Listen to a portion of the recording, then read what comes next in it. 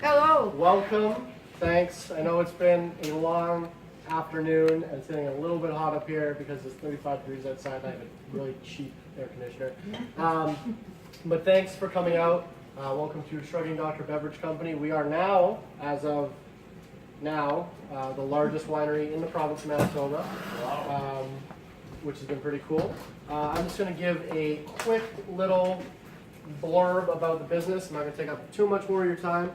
And then we are going to run through a little demonstration on how to make some of the products that we make here. So, Shrugging Doctor, my name is Willows, this is Zack. We started this business, we wrote the business plan when we were 18 years old. It was basically a situation where I got booted out of my parents' house shortly after high school, and then I'm like, well, okay, now I got bills to pay, so I either start a business or get a job, and I'm like, okay, so what business are we starting? What are we good at? And at that point, we had been home brewing for a number of years. Please don't do that math. So, we were making some projects in his mom's basement. We would steal these, she'd buy these for her kids, and then we would, pour them away, pour 2 glasses, and then have the operation in the basement kind of thing. And then, so when I got kicked out of my parents' house around, this was 2014, right after I graduated high school. I moved into a house that I rented with 5 other 18-year-olds, so I'm sure you can imagine we had a lot of people in and out. And but we were able to outfit one of the basement rooms into being a makeshift liquor operation. So we were making a bunch of different flavors of stuff, and I had a lot of people in and out. It was the position where we were drinking 7 days a week, and my room was in the basement. I'd wake up in the morning, come upstairs, and there'd be 5 people passed out on my floor, and I'd kick them awake and then turn on the Xbox and start drinking again. And it got to a point where the people coming over were stopped buying stuff from the liquor mart. It's like, well, I'll just drink your stuff, it's way better. And I'm like, wait a second here. So 2014, if you remember, that was when all the deregulation of the Manitoba Liquor Board was happening.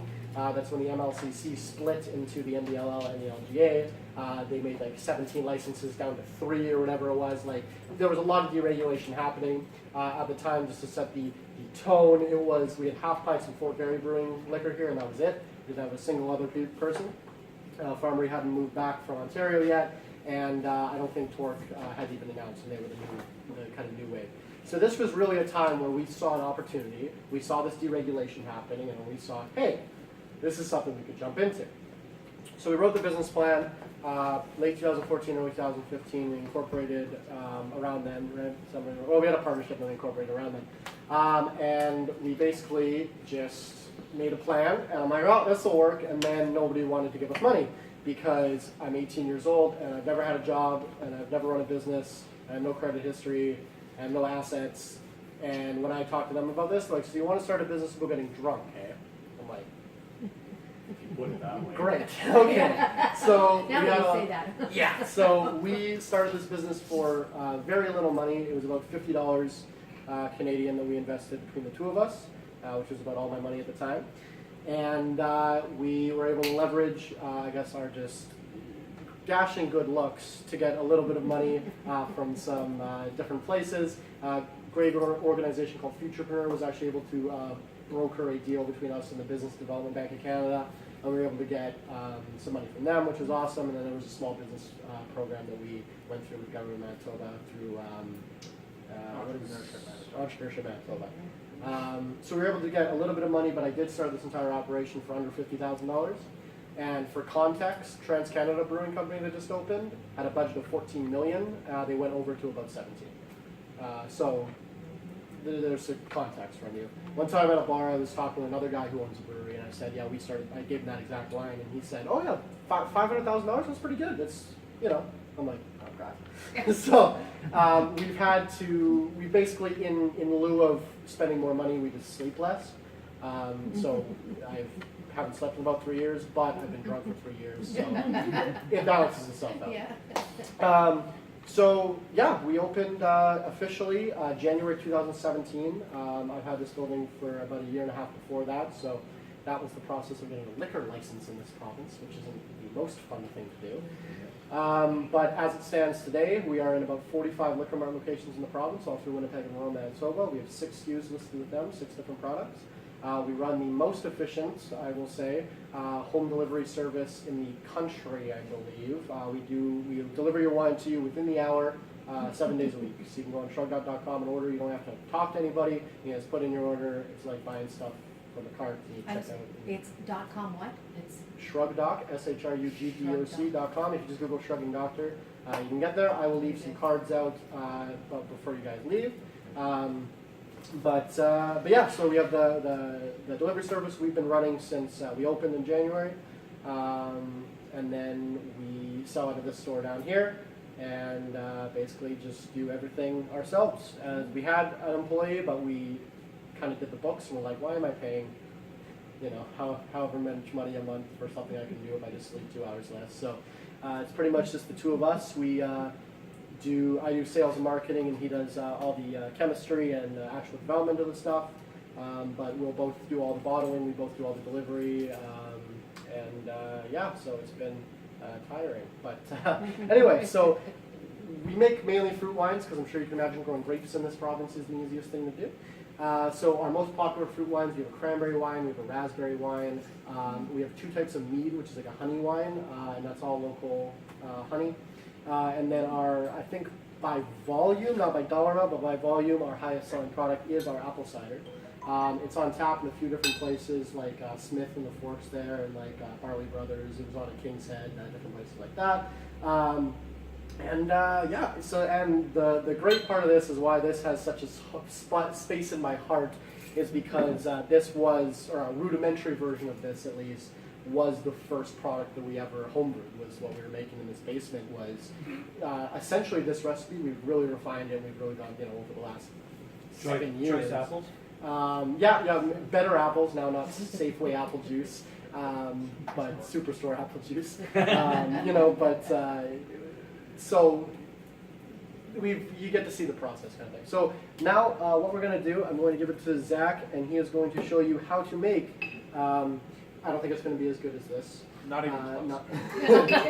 But we're going to show you the recipe that we used to use for the homebrew that led into this industrial thing. And you can do it at home if you want. But don't do it too much. You should buy my wine instead of making it at home. Yeah, exactly. Hi.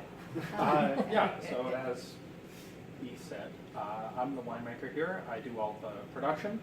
Testing. Testing. That's my favorite part about job. Yeah. And yeah, I'm going to run through the very, very most basic alcohol you can make at home. Now, the things you would need to buy are basically this glass jug here. It's called a carboy. You can find it in any homebrew supply store. This is a half-size one. Ones like that are the full size. This holds about 11 liters. Those hold about 22. You can make the half-size one because that's how much apple juice we have. Yeah. So, very important part of homebrewing is the sanitizing of absolutely everything that is part of the process. The spoon, the funnel, the carboy, everything. Now, I've already done that using our fancy commercial cleaner, which you can definitely not use at home. I need to wear like big gloves and mix it with a dropper. But what you can do is you can just fill the jug up all the way with cold water, dump in about 2 tablespoons of regular household unscented bleach. You leave it for about a half hour, you dump it out, then you boil some water in a kettle, so make sure that water is sanitized itself. Give it a very good rinse, obviously don't burn yourself. But yeah, give it a really good rinse, get all the bleach taste out, and that will be sanitized for use at home. You do the same thing if you want to go buy a spoon like this. You would stick it in the jug while it's sitting there. Blah blah blah blah. You can mix a little bit. Stick the funnel in there. Everything. I have the fancy spray. It takes 30 seconds of contact, and I can mix it in a jug like this and go doo doo doo. But that costs money. And the point of this is to make the absolute cheapest liquor you can. Yeah, so, Superstore apple juice goes for, I think, about 90 cents a liter. It's not very good. But yeah, no, so basically... Just to clarify, we don't use this juice when we make Yeah, it. yeah. We have these, like, for stuff like this and also just drinking apple juice.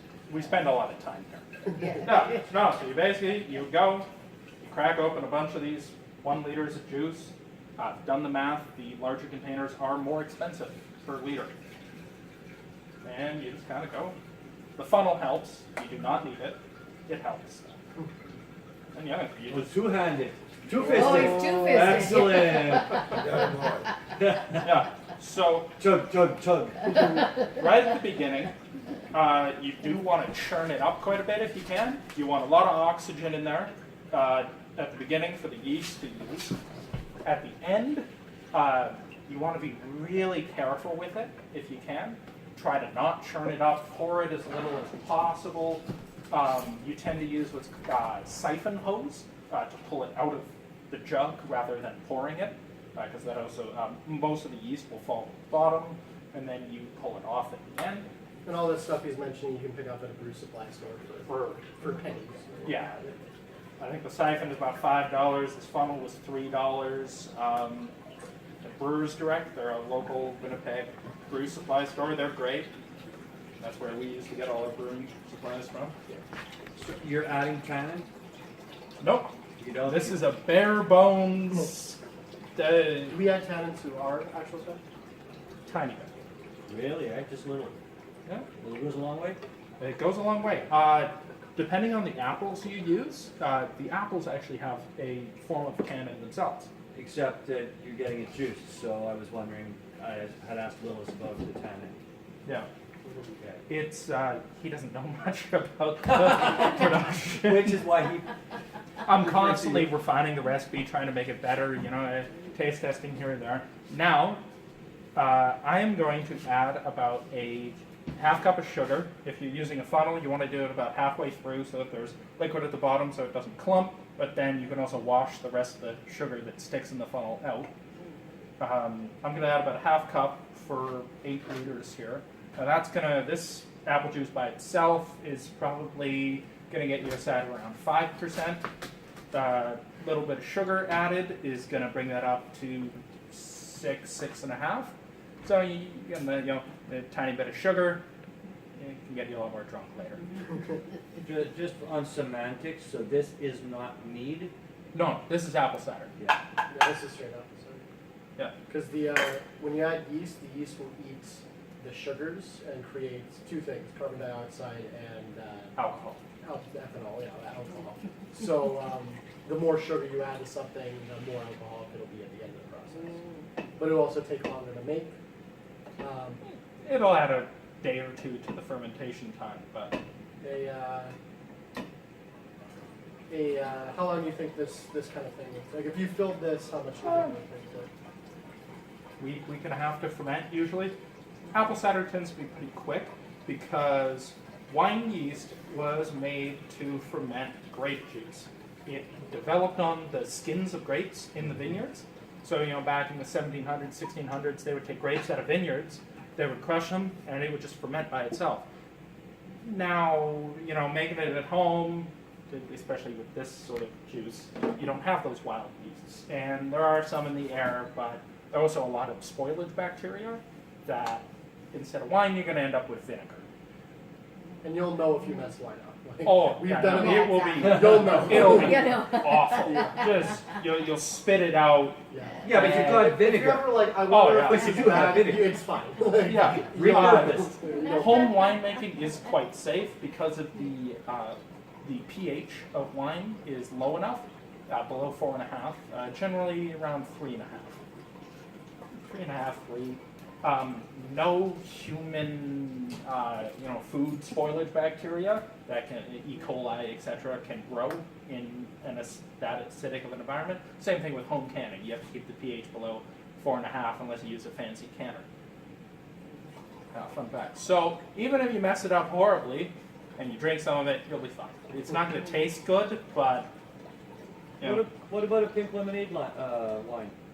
We actually had a line of coolers that we made. Yeah. And one of them is pink lemonade flavor. That's really good. Now, We get taxed too high though to make that No. commercially. also from the homebrew supply store, you can get these little packages of yeast. Now, I'm using 4 of them. Generally, you would use 1. This is really old yeast. We've had it for a long time. It's a couple months past its expiry date. The yeast cells, they've been freeze-dried. They start to die. You use more and it's fine. Done it before. In theory. The weak ones will still do the job, right? As long as you're not all dead. Well, because the ones that are still alive will multiply. So if there's only a quarter of them living and each one left, and you pitch 4 times the amount, then it's like you just put 1 packet in and it's fine. There's a lot of things I've learned over the years, so you don't have to spend more money. 50% of this business is, well, in theory, it should work. Yeah. So the yeast goes in there. I'm going a little light on the jug because again we didn't have more apple juice, but it'll work fine. Yeah. You go in there, left a little bit to wash the rest of the yeast out. Funnel.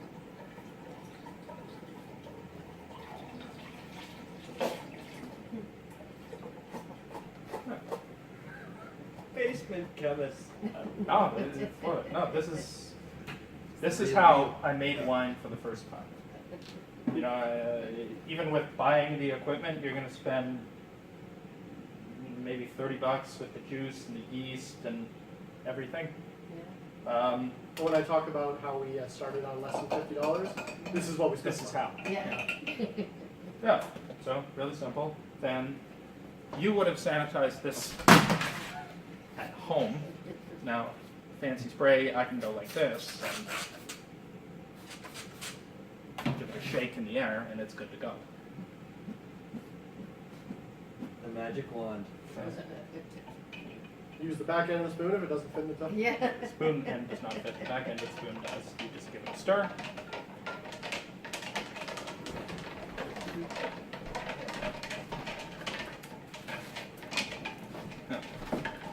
Then, So you're saying aerating?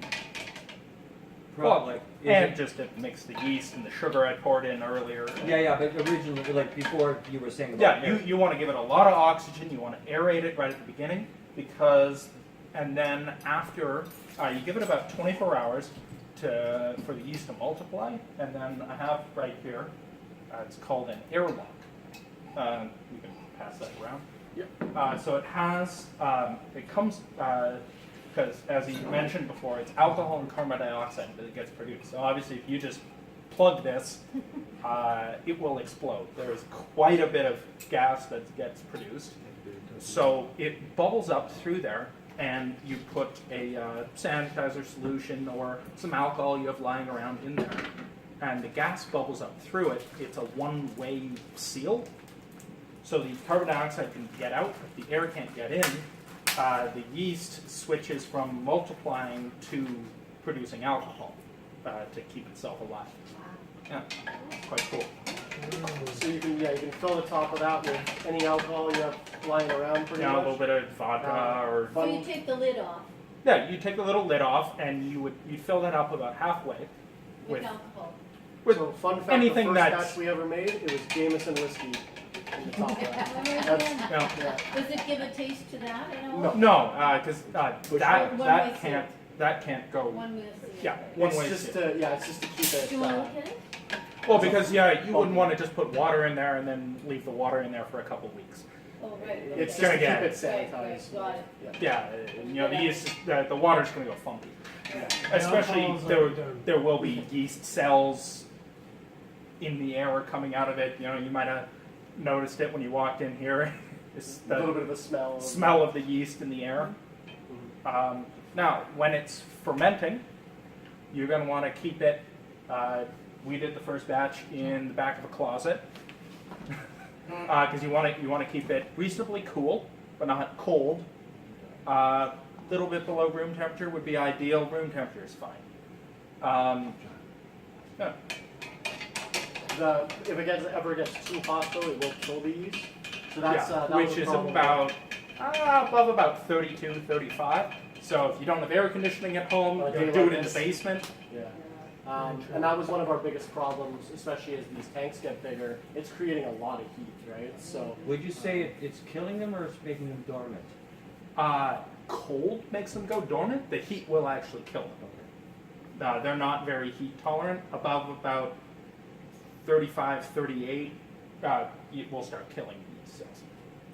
Yeah. So Now, usually we just, for home brew, because you don't want anything to get in there, but you want to keep the jug open to the air for the first 24 hours. Take a little piece of paper towel, and put it on there. You have a rubber band sitting around, throw a rubber band over it, just leave it like that. You know, flies can't fly in, etc. You know, dust. Most of the time I just leave it like that. Now this is going to sit about 24 hours. After about 24 hours, you should, 24 to 36, you'll start seeing a little bit of action, a little bit of foam.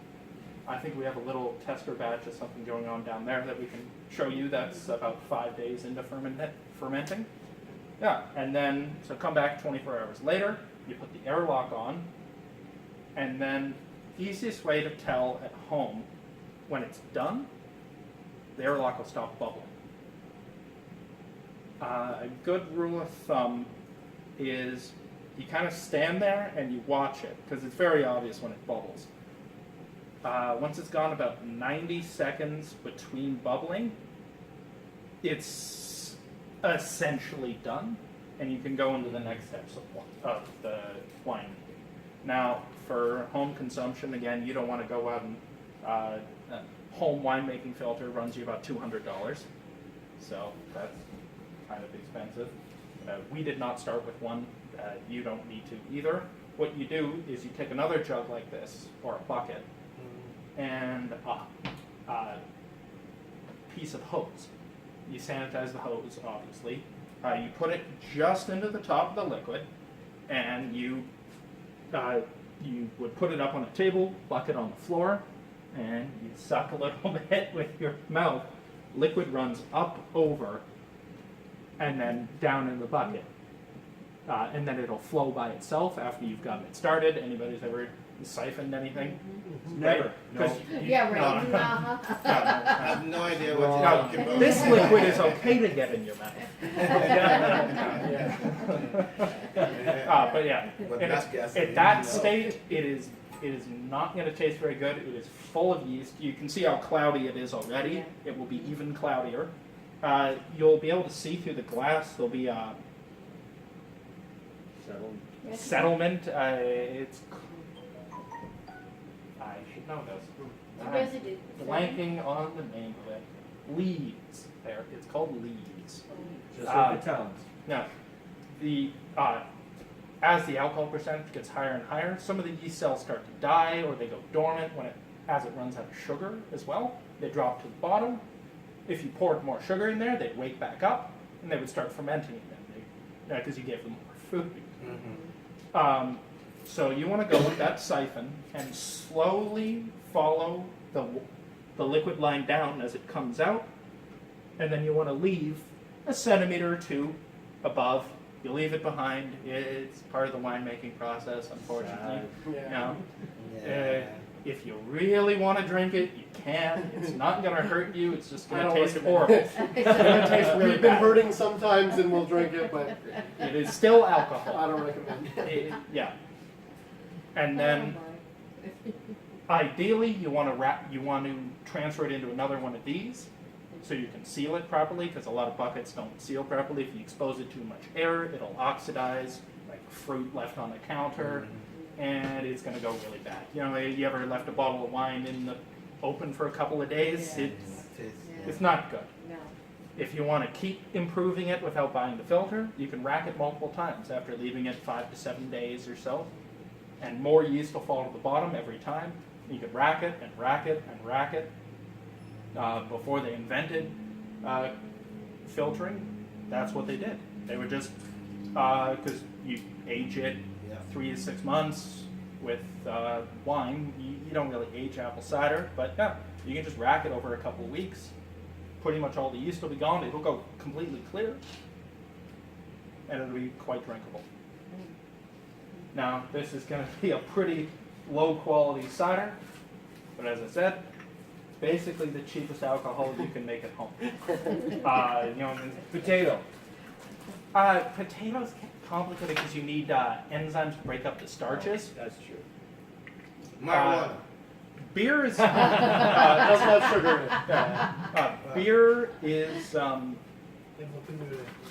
definitely harder to make at home. You can get kits. They do not make very good beer. They've gone and they've extracted the sugars out of the grains and made it into a powder for you. You can imagine all that processing kind of degrades the quality. And then you still have to boil it on your stove for an hour or two and cool it and this and that. To buy a bunch of ice and a nice simple apple cider is probably out of the juice jugs is the easiest thing you can make at home. I would recommend it's a great place to start. And we, because of that, because we get pretty romantic about our stuff. So our apple cider, our most popular one, is very, very similar with that kind of style. It's a Normandy style cider, which means we bring the percentage up a little bit. This is 6.1, and we ends up a little bit less sweet, and we don't carbonate at all. So it's some of the ciders I've tried on the market nowadays are like apple flavored beverages, which is kind of questionable. Most of them. Summersby, for example, is one. Yeah. It's a lot of flavoring and not a lot of actual apple juice. Yeah. What about your water? It is filtered City of Winnipeg water. Yeah, we get pretty good. What we type have of pretty good. filtration system you use? It's carbon filtering, so similar to a Brita jug. Yeah. Yeah, Do you still use juice or do you use apples now? we actually use apples now. Or we use juiced apples. Well, yeah, but you We- juice them. So we got to a point now where we're too big. We can't realistically process that many apples. Like it's thousands of pounds. So the company that we work with that sells us the apples, we get them to juice for us now, and then Oh, they I ship us barrels of juice. Oh, right. Because realistically, with the two of us Uh, back there, we just can't process that yeah. much fruit. Like, It's trucks of for fruit. the apple cider we have going right now, and we have to make that every couple months now. 1,700 liters, isn't It's about 1,500. We would need to 1,500. We would need to juice about 6,000 pounds of apples to make that. it? Like every month, pretty much. Yeah. So a little bit unrealistic. We 100% of our inputs are Canadian. It's about 50% Manitoban. We would like to get to a point where we're all obviously using local stuff. I think we have like a 10-year plan, and we want to open our own vineyard and grow our own stuff and have like a destination winery. I think that'd be super cool. But right now we're kind of We playing are with that. working With what to we can do. plant some of our own Where plants. would you have a vineyard? There's a area of low pressure out by Winkler in Blumenfeld, Manitoba. Is the only place in this province you can actually grow grapes. Yeah. I see. And we have That's Those types of grapes. It's a microclimate. it's a microclimate down there, yeah. So Hottest part of Manitoba, which is still not amazingly hot. we're never going to grow. Well, I don't want to say never, but hopefully global warming doesn't continue. But we're not going to grow good red wine grapes here ever. You're just not. It's BC not even has problems doing it. Yeah, it's Still. not hot here, but some good rosé and white grapes, so we'll be able to. So we have a couple projects we're working on. Those are long term. Yeah. But anyway, so I'm gonna pass around some samples of our apple cider. If you make this at home with this recipe and then complain that it doesn't taste like this, There's a reason. I'm sorry. Yeah. Just try again. Yeah. We are not using superstar apple juice. Yeah, this is multiple years It's a in the makeshift. making of recipe wise, but yeah, this is one of our highest selling products. I think by volume at least. It's $9.99 for a Your cider. 15 would be good. Oh, yeah. Yeah, oh, exactly. You have no Apples other are options nice. when you're 15. Yeah. Okanaga? Okanaga? At, Thank you. yeah, so this apple cider is at 6.1%. It's a little bit warm. Sorry about that. I had it cold, but then it's been sitting up here all day. So, It's a Shrugging Doctor. Apple for me. I got a couple of questions. yeah, absolutely. So they took the the sweetness rating off of the bottles in the last few years, I guess. Why did they do that? So mostly lobbying from big alcohol companies. Stuff like I don't have to put nutrition facts on it. I don't have to put ingredients on it if it's a standard use. Yeah, Like they literally the have only thing I have to put on here is who it was made by, where it was made, and what Alcohol it is. percentage. Alcohol percentage, package size, and what it is.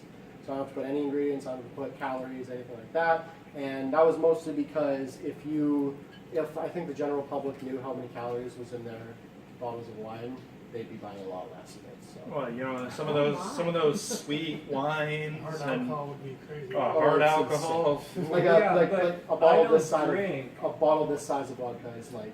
Yeah, but can't you just find that on the internet? Yeah. Oh yeah, no, I'm not a legislator. You know what? I don't know. Have you? Well, I just find everything on the internet. Yeah, for Google. calories. But, I think to myself that I don't drink wine worried about how much calories. No. I want to know Oh. the sweetness. I want Yeah. the Yeah. palate, right? So it was handy to have it on there. Yeah. Yeah, and some companies do add more. We don't add much because I don't want to pay for bigger labels, honestly. I you do know, want to do a like lot a front of- label, and then they do like a neck label kind of thing, Right. like with more information. Color, yeah. that would require a fancier labeler, and ours is enough. hand cranked. Yeah, you got one of those, eh? Yeah. Yeah. So it can only apply one label. We would like to start doing the front and the back label at some point, but That's your game plan in years. We have a lot of game plans. What kind of corks are you using? What kind of corks are you using? corks. They are a semi-synthetic agglomerated cork. Okay, so that's A little bit of cork, a little bit of plastic. but not the entire plastic. Yeah, Yeah, it's no, not they're all not. plastic, it's They're not not all plastic. plastics. Yeah. It's a little bit of both. Yeah. And that's basically. They're most agglomerated corks are because real natural cork. They go into the cork tree and they take one piece of cork. Agglomerated corks are all the pieces of cork they can't use, the smaller chunks. They've been ground up and put back together. Kind of like McDonald's chicken nuggets. They're glue. Yeah. So they're glues. Sort of. I They're know mostly you're gonna edit pressed. that.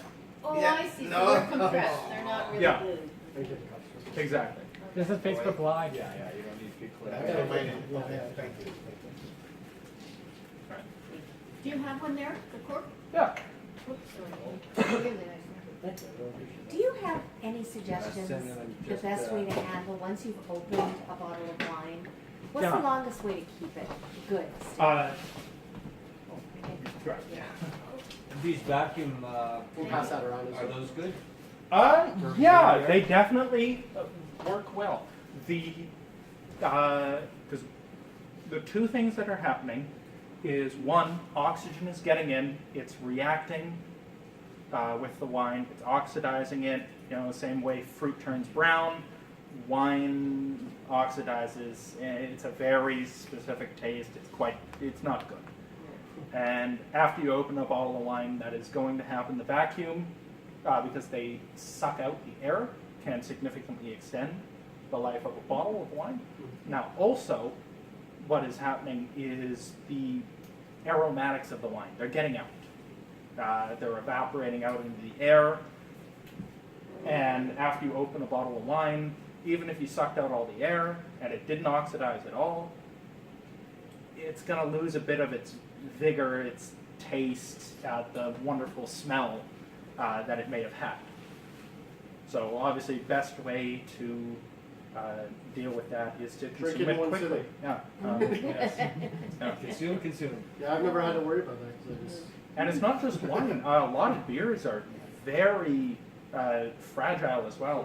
For example, like half pints, they're St. James Pale Ale. if you drink it they don't slowly, pour full pints for a reason. if you partly drink it for the- slowly, it'll be different by the time you get to the. Yeah, if you spend a half hour drinking a pint of their beer, it has started to oxidize and get worse by the time you've gotten to the bottom of the glass. It's Yeah. fast. Yeah.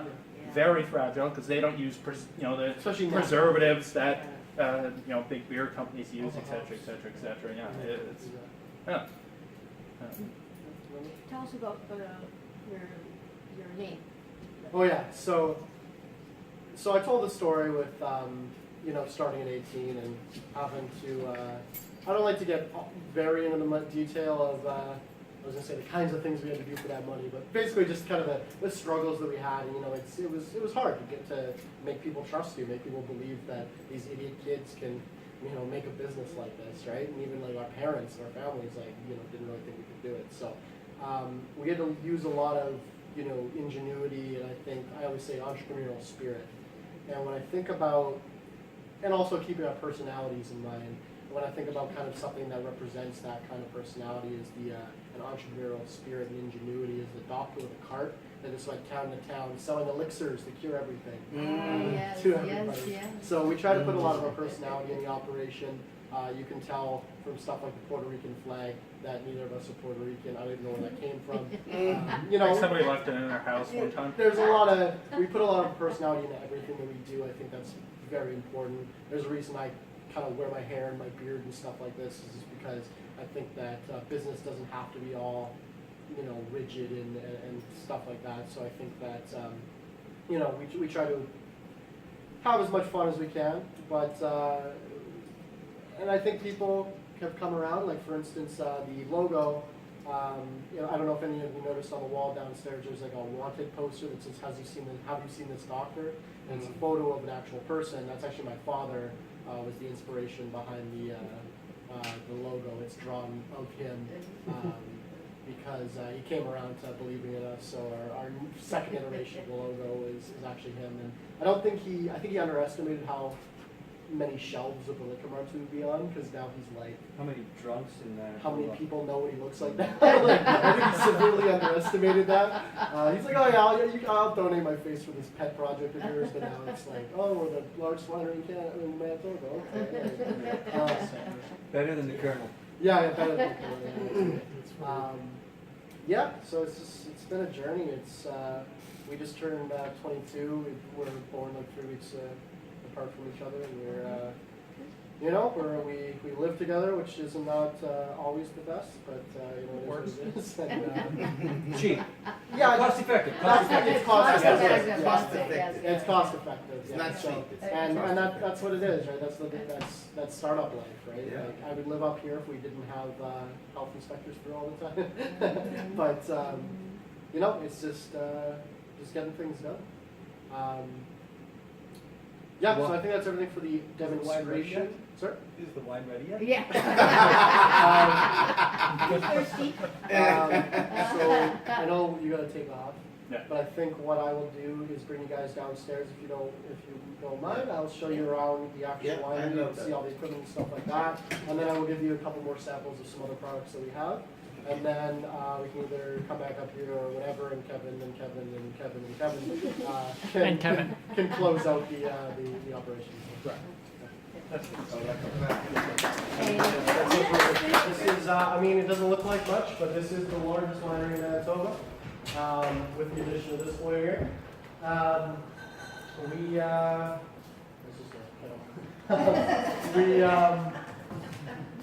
We make everything here, process everything here.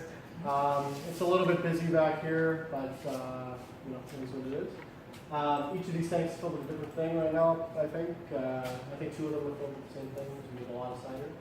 But this is the heart of it. So everything that we have, all the equipment is pretty small and low key. There's the ideal thing, there's like $1 million pieces of equipment where you literally drive up with a forklift with like a box of bottles like that. The machine will cut open the plastic, unwrap it, take off the bottles, take them out of the boxes, sanitize them, fill them, cork them, seal them, label them, and then put them on the other end and stack them, and then you just go on the other side of the forklift and pick up the completed pallet.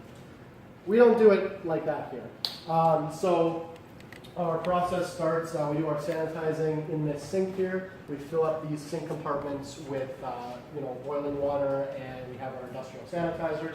So a sink compartment will hold about a case of bottles comfortably. So we'll dip them in there. You gotta wear these elbow-long gloves here. We dip them in there, leave them in there for about 30 seconds, pull them back out, put them on these drying racks, and then they'll sanitize. And then we move over. This is our bottle filler. It's a semi-automatic bottle filler, which means We put them, you know, it clicks onto this thing, you click them, it starts filling them, so you can leave them there for, you know, whatever it is, 20 seconds, 30 seconds to fill, so you can do other stuff while you're filling. And then that's pretty much the limiting time thing right now, is that we always have to try to have bottles filling, because that's what's going to take the longest, besides the sanitizer, that's kind of its own thing. And then we move over to the corker. This is actually pretty brand new. It's about 2 months old. I'm very, very happy with it because it's pneumatic, so it, you know, the other one I was doing by hand, and when you start doing 6,000 bottles a month by hand, never again. So this is was a very good investment, probably our most expensive piece of equipment that we've purchased so far. You basically just, you know, throw the bottle into the thing, put the cork up here, close the thing, and, you know, slams it down, and you're all good. And this is the label machine right here. You just put it right here, you crank the thing, puts a label on it, and then you throw it over here. And then this station is the sealing station, which that's when the seals go on to you know, protect it or whatever. And that is done through a hot plate and a kettle because a heat gun's expensive. So you just basically boil water consistently and steam's coming out. So you put the seal on the top, you just twist it there, melts into the thing, seal into the box goes in the pallet, pallet gets out the door. And it's pretty good. It's the entire operation is pretty much just the two of us. So like I said, we'll have some volunteers. We'll pretty much Shanghai his girlfriend into helping every so often, where it will be like, no, it won't be long, and then it's 40 hours of work. But yeah, it's pretty much just the two of us.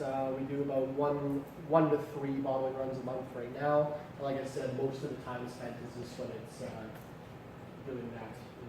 It does its own thing. I'm sure it's madness in there, but yeah. So we have 6 products listed with Liquor Marts right now. Historically, we've had about 15 products. We like to keep about 5 or 6 on at any given time. Right now, I don't have many because we're in a weird like spring to summer transition. So end of June, I have like 5 things coming out, but right now I have like 3. Like what you saw upstairs is pretty much all I have. And my cider, that was like one of the last bottles I have here. But it is what it is. It was a good year. And apparently, yeah, we do a lot of what do you call it, like seasonal stuff with like local ingredients. So our seasonal right now is our raspberry chocolate, which I will be able to sample you because we have a lot of that left. And then the next one that we did last year that's coming up again this year is our strawberry rhubarb. Side note, if anyone has any rhubarb, I will take it. But yeah, so we did that last year. We only made about 150 bottles and sold out in like 2 weeks. We're like, oh, okay. So we're trying to make a lot more now. This rhubarb was all donated. We actually got a fair amount of it from Manitoba Agriculture out in Portugal Prairie. They're doing a study on the feasibility of commercial rhubarb growing. And we're reading this study and we're thinking, what are they doing with all this rhubarb? Like they're just growing it to see if they can. What are they doing? So we called them, like, oh yeah, sure. Like give us a carload. So that was good. And then I picked the strawberries myself at 108 U-Pick. It was one of the worst days of my career. 16 hours in the dirt picking strawberries was not very fun. No, so, but it is what it is. It turned out very well. And then we have a sangria that's coming out at the end of June. It's pretty much ready to go. We had a summer sangria last year that was very popular, moved very quickly through the Liquor Marts. So we want to introduce one now using our cranberry wine, which is one of our staple wines, as the base, so that we can keep it on all year. Because the first sangria we actually made because we messed up a wine and we couldn't afford to mess up a wine. So we're like, add juice, we'll make it a sangria. So that was a choke cherry wine that ended up being much too bitter. So yeah. That's the way to say it. Lessons learned. Yeah, well exactly. When I turned it into a popular product, so that was good. So that's coming out. The cranberry wine is in the big tank right now. I think he doesn't write anything on the thing. He has a system that I'm not privy to, so he knows in his head exactly what's happening, but I didn't. Job security. Exactly. Yeah, Yes. I can't host it. But when that cranberry wine is done, then we're turning a decent amount of that, like 800 liters of that into sangria, which will be nice. So I think at this point I will crack open a couple more bottles for some samples for you guys. And if you have any questions while I work, let me know. I have a question. Yes. What does the chocolate raspberry taste like? Well, you're in luck.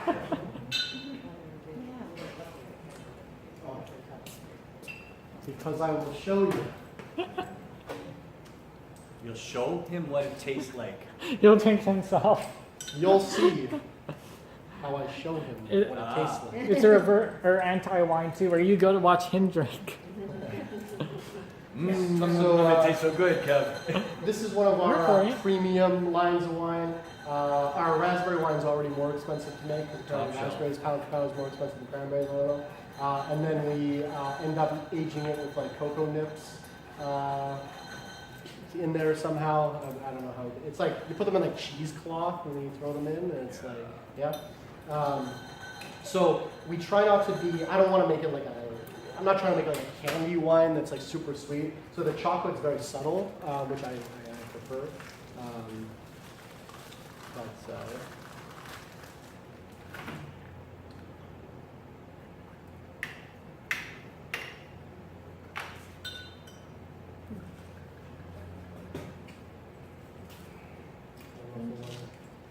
Pass it around, ask. Which means you'll get yours last. Yeah, that's your real name. Is Willows your real name? Yes, actually. Okay. Last name. This is last name. Yeah. This is first name. I use it as a mononym. It's like Cher or Sting. It's just Willows. You're actually not, yeah. Well, look at my office door just says Willows. My business card just says Willows. Is that right? Yeah. So you don't have a first name? Is this Willows? Okay. Just like You know, like Yeah, Prince. just like Cher, Prince. Yeah, yeah. Cher. Simba. Yeah, Madonna. Trump. Simba, yeah. Simba. Who cares? Oh, thank you. I'm just joking. I'm a brand, homie. Just put a tiny bit in mine. Okay. Just a little bit in Oh, yours? yeah, I see what Just you a little mean. bit. Yeah. So this is 12% alcohol. It's real raspberries. I can smell it. Yeah. Everyone get one? Got one, everyone's got one? Oh, You can taste the wow. chocolate. To Shrugging Doctor. Yeah. So we try not to make it overpowering. Try to make it quite subtle because you don't want to make it a candy kind of dessert thing. I make my products where I want someone to have a bottle or multiple. So I don't want some of the dessert wines This is you a start good version drinking of like it. after a glass you're like, oh god, I like too sweet kind of thing, right? So I Yummy wouldn't ice change a wine. thing. Oh. Mhm. Yeah. He's Yeah, more so- whiskey. So The my balance some is of my right. favorite part of this job is There you landing on the recipes because what we have to do. Remember it. Well, basically what my partner does is pour I'll take that one. 50 slight variations of this, Mhm. and then we have to drink every single one. And then when we settle on what the best, then he takes that and makes 50 more, even more slightly of a change. And then we pretty much do that to figure out exactly the recipe. So by the time, I'm gone by the time we're done that, those things. So, but then we have to drink it in the morning to make sure we're actually made a good decision. And we're Yeah, like, yeah, what the do a hell were we second thinking? testing. Yeah, exactly. You need a marker with you so that when you pass out, that's where I stopped. I need to continue on from there tomorrow. So does your palate become more and more sensitive as the years go by? I would think so. Yeah. I think I probably still drink too much low quality wine to refine my palate. I know my partner has taken a couple, he's on his way to becoming a sommelier. Oh, So he's wow. been taking those courses. They're like, sommelier, for anyone who doesn't know, is like the international recognized, you are good at drinking wine. It's basically like restaurants like 529 will have a resident sommelier on staff picking a wine list and Don't pairing get wine excited. with They food. don't swallow. Yeah, well, Right, that's no, that's great. at the course. Banville and Jones is the only accredited Yeah. institution in Manitoba that can teach it. So they have classes like once a month or something like that. And then for the big one, you take an exam. You have to like go to England to like fill out this exam. They're trying $600 bottles of wine. Can't drink it. You have to smell, swish, and spit it in the cup, right? Like so. So his palate's much There's more gotta be refined than mine, cheaters. I think. There's got to be cheaters. It's got Yeah, I'm sure. Well, we've gone to wine tasting events with like wineries from Europe, and like I'm drunk in it. I don't care, like but I've had also wineries from Europe. I remember these two. It was like two representatives from a French winery, and one of them, I don't think, maybe spoke like a little bit English, but almost nothing. And then the other girl still didn't speak great English, but was like translating for the other person. But the translator didn't really know what I was saying either. So I remember we were talking about fruit wines, and France, being a wine country, is like, well, no, that's not a wine if it's not grapes. I'm like, well, what do you call it? She's like, juice. Like, it was just funny, like, it's just that. And I remember I called these are called vats, but I called them tanks. And she's like, what? I'm like, well, yeah, my tanks. And she's like, I'm like, no. That was it. That was funny. You gotta run. The texture on this raspberry is amazing as well Amazing. too. Very good. Yeah. It's I mean, basically, this is real juice. This is not like the wine. This is not absolutely. water. I can see It's that. not flavored water. No, No, it's delicious. Right. This is the same texture that you would have with a Italian or Portuguese wine. First one. This is it's juice. Yes, yes. I would absolutely love that. What? Don't get me in that. No, Monique. Created ones. Okay, I got your fingers in it. That's Don't all. get my fingers are okay. Just your fingers. Magic running for me that everybody wants.